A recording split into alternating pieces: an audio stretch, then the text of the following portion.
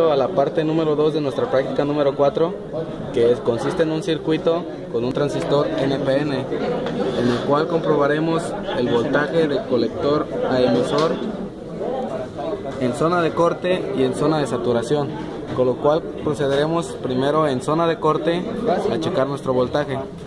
¿Cuál es el positivo? Es este, es el de la izquierda. En el cual en el corte mandamos un voltaje 0 a nuestra base del transistor.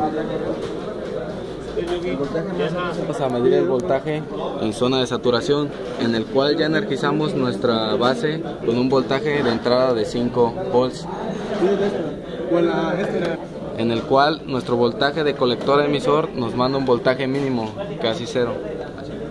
Procederemos a medir la corriente en zona de corte, que debe de ser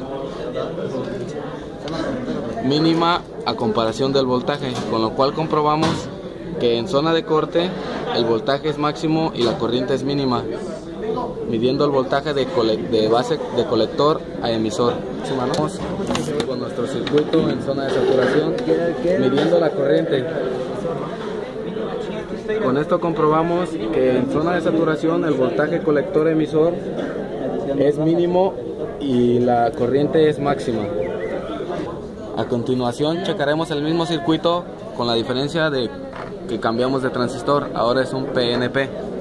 A diferencia de nuestro circuito anterior con un transistor NPN, ahora al ocupar un transistor PNP vemos que ocurre lo inverso.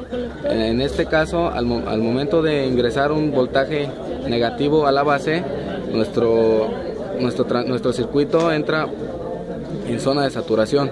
Al hacer lo contrario, metiéndole un voltaje positivo, entra en zona de corte. Procederemos a checar que tenemos las mismas leyes.